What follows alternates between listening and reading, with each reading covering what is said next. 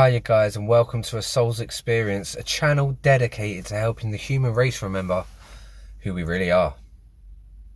This is a completely off the cuff video, hence why I'm in my car waiting to pick up the wife from work. But as I'm driving, there's some of the times where it's silent and I get these profound messages come through from somewhere, and it's not like it's wisdom that I have. We all have inside us somewhere. We all have this deep wisdom inside us somewhere, connection to the divine. Anyway, I'll get on with it. It's the cross to bear, and I've heard, what does the cross mean? To me, I'm slowly learning that all of us have probably a handful of behaviours or challenges that we'd want to see better. For some reason, deep down inside, there's this drive for, morally good people who are in the right place of awakening, especially spiritual people that understand we're all connected. You want to do better for the universe, for love, and bearing your cross to me means carrying that load literally. When, as Jesus, I'm slowly learning metaphors all over certain religions, mystical, mythologies, and it's amazing the metaphors, the hidden messages inside there. So Jesus carrying that cross all the way up the hill, only to die and go back to our Father in heaven. What does that really mean? It means he could have taken the easy route. When they knocked on Jesus' door, he could have said, nah, I can't heal no one. I can't do nothing. Walk on water. What you're talking about? Feeding 5,000? Can't even feed myself, mate. Have you seen these sandals? Well, old Adam since I was 12. Do you know what I mean? He could have said that and played like, nah, there ain't no God. Yeah, there's only this, I'll do what you tell me to do. But that wouldn't be bearing his cross, would it? That wouldn't be doing what he morally knew was right by the universe, by love, by God himself. Bearing that cross meant he had to stand into his truth and say yes. All these blasphemy, devilish things. People thought Jesus was the devil. How can you heal people? How can you be God? How can you be the Son of God? He was trying to explain we were all the daughters and sons of God, all the children of God, and we were just like Jesus. He was trying to explain that he was not greater than us, and he bared that cross. He carried that cross until the point that they beat him, tortured him, and crucified him to death. But as we all know, there is no such thing as death, only transition back into our natural state of being. So our beloved Jesus Christ is still around and inside all of us. And this is what the point he was getting at. So what is your cross to bear? I'm going to give you some of mine as an example. I went through a lot of trauma as a kid, and this is where a lot of our crosses can come from, is childhood, adolescence, where we weren't in control, where we had alcoholic or drug addicted parents, or parents that simply weren't there, children that are put into the care system like myself. Really, you end up with all this trauma and these feelings of abandonment. So I personally turned to drink. Alcohol was my go-to thing, and I was a drinker from the age of 16. Really and truly, I had a 3-year break, but I'm 10 months sober again. So I'm 37, so I've been struggling my whole life. That's led to prison, homelessness. Addiction leads you to the worst of places. Rehab about 3 times, prison around 3 times, homeless multiple times, because I just could not function in society, pouring that poison down my neck. Luckily now I'm settled down, family of 4 children, wife, working a little job, car, everything's cushy, and that is all because of the love of God. Let me tell you that for nothing. Just like that, the clothes have changed, the aviators are on, it is the next day. I really should get better at time management, but hey ho, as I was saying. So alcohol was one of my, it feels very impersonal wearing sunglasses talking to people. So alcohol was one of the massive things in my life that seemed to be my cross to carry, because my mum was an alcoholic and I ended up in care because of that, and all my brothers and sisters. Then at the age of 14, alcohol killed my mother, and sent me on a spiral of addiction myself, because I couldn't cope with the pain as a young boy. So by the age of 16, I was a full-blown addicted to alcohol. In them 2 years from my mum passing, I got put in a children's home, away from my family. I didn't see my brothers or sisters for years. My auntie that I was living with, because my mum was too sick from alcohol to look after me, my auntie had enough of me, stuck me in a home that in a part of London in the UK that was really, really rough compared to where I grew up. It was run by gangs. A place called Tottenham, Wood Green area, Turnpike Lane. It's called Fairfax House on Seven Sisters Road, on the Seven Sisters. Really rough part of North London, really rough.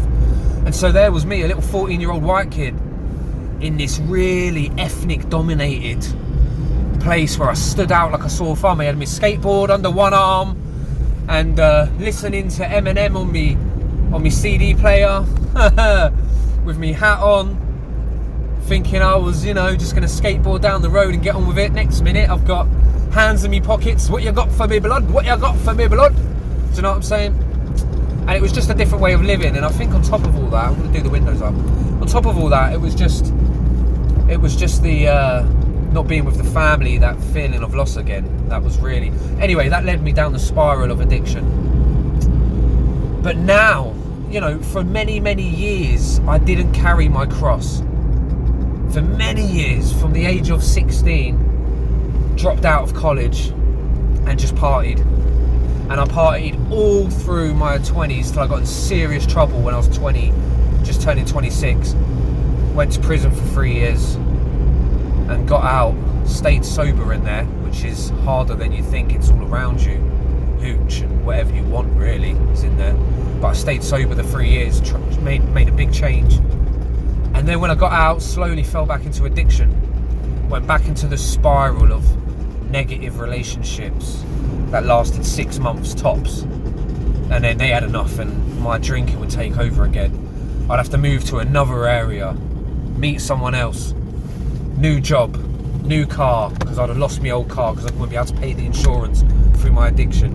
Back on, I'd be back on the straight and narrow. 6 months later, the addiction would take everything again, and I'd be back full-blown addiction for the next 3-4 months until I tried to fight my way out of it. And that was my life then, from 29 to around 33. So that was another 4 years of mayhem until life just throws you a chance to reflect sometimes. And it was when I was with my wife now that I was trying to push her away and my addiction was trying to take over, and she said, I'm not throwing you out, I'm not giving up on you. She saw something in me, and I promised her if someone would give me the chance to just not throw me out after 6 months because I was struggling with addiction, if someone could give me the chance, I knew I'd be able to figure it out somehow. And that's exactly what happened. But my wife was fed up of being, not fed up, but she'd been a mum. I've got 3 beautiful stepchildren as well as my own biological son, 4 beautiful children. But she'd been a mum for a long time, and I was struggling with holding down a job because of the turmoil in my life. So I said, you go to work and I'll look after the kids. I'll stay at home and I'll deal with whatever's going on. And so that was the first time I really had a chance to meditate for long periods of time, an hour while the kids were at school. I got an hour to myself. And after about 2 months of meditation properly, about 4 hours a week, so not overdoing it, every other day I'll do half an hour, magical things started happening. And this is the God's honest truth. This is the truth. Before that, and I never knew what it meant to see the light. Okay, I never knew what that meant. I thought that was a religious term. It's an actual truth. I was meditating at night time one time, and I had an intention. So my thought, I wasn't going thought about what I wanted to see. I went into this meditation with intention, and I was super tired, which was really, so it was quite easy to slip into this deep meditation. But my consciousness stayed awake. Not only did my consciousness stay awake, it left the body into the void, where my intention was met. My intention was, I want to see God. I want to see the light. I want to see this unconditional love that I keep hearing about in near-death experiences. And I came out of my body. I actually stopped breathing for it felt like in the physical term, it was genuinely like 3 seconds, 3-4 seconds. I came out of the body And before I saw the light, I said in my head, so it was almost simultaneously, before I saw the light, something in my head went, wow, that's bright. I was outside of my body in a black void, but it wasn't like I had a body. By this point, I was a point of consciousness. I was like a point of view, but I still had thought, feeling, and hearing, and I was like, wow, that's bright. And then a massive bright light filled my whole point of view, filled the whole void, filled the whole universe, what I could see, and just flash, as quick as it came, it went flash. And then a golden wave, but I could hear the white light was like a then the golden wave made a shimmering sound, and it was glittering, and it came up like a glittering golden wave that folded, and it stopped right in front of my vision after the flash and turned into a golden cross. This was Christ consciousness, Jesus coming to say, showing me he is real. But he didn't show himself in the form of a person, because I think I might have freaked out if I'd seen like a figure, like, oh my God, because I was quite new to meditating, 2 months in. So I saw a golden cross, and I love my crosses. I have golden crucifix at home. I wear a cross all the time. I have crosses, 3 crosses on my fingers tattooed. I have a cross for my mum who passed away on my wrist. I absolutely love the crucifix ever since I was a child. Don't know why. Now I know why, because Jesus is inside all of us and he is real. And so I saw the golden cross, and then it turned back into the golden wave that shimmered this, and it went out of view. As soon as it went out of view, I opened my eyes in my bed. It was night time, about 11:30 at night. I opened my eyes and took a deep breath. That's when I realised I hadn't been breathing. Because when I was in the void, I didn't need to breathe. I was just like thinking and looking. There was no heartbeat, there was no breathing. I was just there, a point of consciousness. But when I came back into the body, my heart rate must have slowed right down to the point where I was basically asleep, but awakened in spirit. And I went, big deep breath. And it kind of was too much to acknowledge at that point. But ever since that moment, it took 4 days to really go over. 4 days of going over it in my head for me to click. I saw God, I saw Jesus, they're real! It took 4 days of, what happened? Wow, like, I was in awe. And for them 4 days, I could feel love from the trees. I could feel like the trees smiling at each other and smiling at us humans as we walk by. The plants and the wisdom. I could feel like the bigger the tree, the more knowledge it held inside of it. And I knew that to be true at the time, because I could feel it. When you went up to a bigger tree, you were like overpowered with this knowledge, this knowing that the tree knew way more than I knew. And it was a powerful feeling. So I was really connected to the earth for 4 days.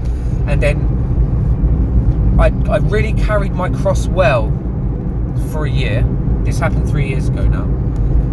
I carried my cross well for a year, and then I went into spiritual depression, which I'm still coming out of. But I've quit drinking. A lot of my depression is getting much better. I'm still left with these anger issues from deep old memories that I'm trying to build up. I'm the most peaceful person, but when I get angry, I go from 0 to 10 for some reason and blow up, and I end up hurting myself, hitting things, hitting walls, and end up down the hospital with broken hands and all sorts. And I've got a broken toe from kicking a wooden box. I'm 37 years old, man. I've got no control over my anger issues, but that's from being an addict from 16. I emotionally am growing again, but I am sober and I am carrying my cross, and this is what I want for all of you. That thing, that cross, what Jesus carried, it's a metaphor for what have you got in your life that is not what you want. Are you that person that can't stop lying and being manipulative? Are you that person that's too greedy? When there's a buffet, you're the first there with the plate full, F everyone else, you know, but secretly at night time you're like, I wish I weren't like that. It's something inside you wish you could control. Are you the person that's drinking way too much, or every weekend you need to have a drink to relax because you can't go without your bottle of wine in the evening? Are you smoking 20 a day and you're coughing up looking at your kids thinking, I want to be there for my children, but I'm going to die of lung cancer if I carry on this way? What is it? Are you gambling? You know, do you hate yourself? Are you waking up thinking, I hate myself, I don't know why I'm here? Is that your hang up, that you have no self-love? What is it? Because we all have something, I promise you. No one's life is perfect. No one. When we're alone at night time, there's that thing that it's part of the game. It's just part of the fun. Believe me, it gets fun when you beat it. When you get that power inside you to say, I'm coming up next month, I'll be 11 months. I'm coming up to my year sober in 2 months off the alcohol. I'm like coming up to 3 years off the cigarettes. I do still vape, so that'll be the next one.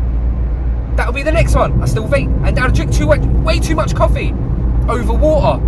It should be the amount of coffee I drink, that should be water, and the amount of water I drink, that should be coffee. I've got them mixed up.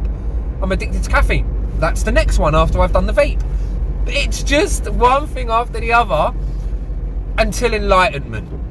Until you wake up, I'm alive. I have water. God bless. God bless. I pray you have water. I have food. God bless. I pray you have food. I have my family. God bless. I pray you have a family. And that's all you need. And you have God. God bless. I pray in the name of Jesus Christ you have God. When you wake up and they're the things you need. Family, faith, food and fluids. The 4 F's.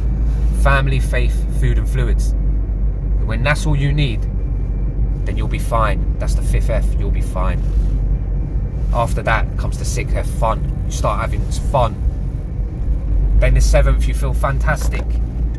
8th, fabulous. We could go on. Fan-dabby dozy, number 9. And that could be number 10, your future. Let's leave it there. So I want to thank you for being down here with me and all of us at this great time of awakening on planet Earth. Until the next time, God bless, much love, take care, and goodbye for now.